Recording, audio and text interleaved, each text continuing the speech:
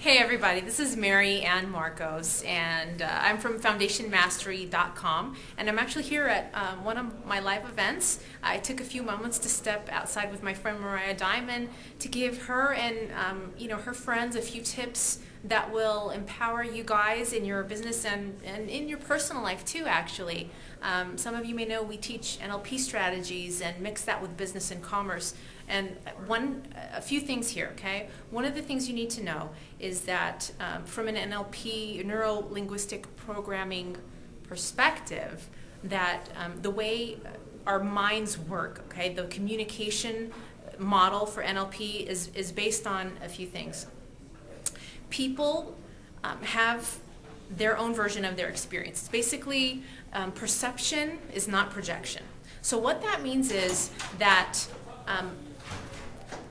you will have a certain memory, a recall of an event, okay? Say you go to a movie, or you go to buy a car, for instance. You're there with another person. They're going to have a completely different memory based on all their past, their history, the way their mind works and filters information, their likes and dislikes. So you guys will come out of there having two completely different experiences. And if you go and ask one person and say, what do you think of that car? And they'll say, oh man, that was a sweet ride. And then you ask the other one and they'll say, you know what, I didn't really care for it.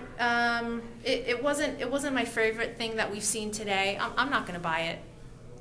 They're coming from their own perspective. So if somebody's having a bad day, if you're on a sales call, or you get a little bit of an angry person, a negative response from somebody, just realize that that's their perception of the event. They're coming from their own fears and anxieties, and don't let them project that onto you. Okay, so don't take things personally. 2, communication with words. Words mean things, but the actual words are only 7% of our communication. There's tonality in the voice and there's body language that make up the other 93%. That's huge. So when you're talking to somebody and you're trying to elicit what's important to them about, let's say, going to university, okay? You're shopping for college, university for your kids, and you go and you say, well, what's important to you about education to your child? And the university's trying to sell you on the social life, the frat parties or the sororities or all the extracurricular activities, and your child is really so focused on the degree and getting ahead in life and the academics, and they want to do well in school. So their attention is set towards the educational programs. So you have to think that the words we use mean different things to different people, but there's so little.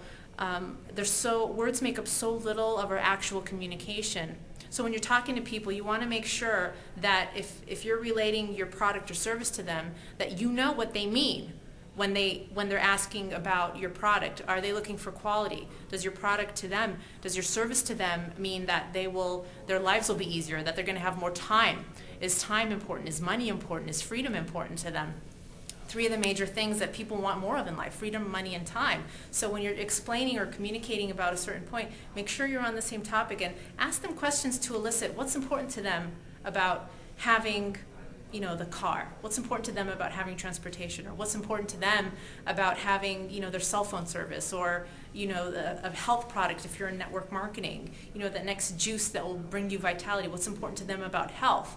So make sure you ask those key questions to get the true meaning of what they're looking for in your product or service. Number 3, NLP concept. What I want you to get out of this is your state.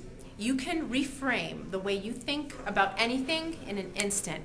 Your unconscious mind, it runs all your emotions, it runs the body, and it has the power to change the way you feel in a moment. And if you can harness your energy and focus yourself onto doing the things you need to do to get through your to-do list, or make the sales calls that you don't really want to do, get up early when the alarm goes off to get out and get to your appointments on time. You can create your state whatever state you want. So if you want energy and focus, all you have to do is change your physiology. And we know that Tony Robbins is big on physiology, and he's really one of the go-to people when you talk about state and physiology. So a big NLP concept is that you can change your state of mind by changing your physiology. So what I mean by that, if you want to create energy and focus, what you want to do is get in your visual. You want to breathe. You want to pump yourself up. You want to think happy thoughts. If you look up, it's impossible to be sad. So you want to get into your visual cortex, into your visual frame of reference, so that you can get yourself automatically out of, you think of people that are depressed or sick, they look like this. I'm getting depressed right now. So how do I change that? Stand up tall, good posture, exude confidence. And coming from a physiology of confidence and power, that's going to make you even more congruent in your business and in your personal life. So 3 little tips, NLP and business related. Hope you enjoyed it. Come check me out at foundationmastery.com and come see me at one of our events in the future with Jorge Bueno and the Business Codex. You can check it out at youbecomethebank.com and codexevent.com. See ya.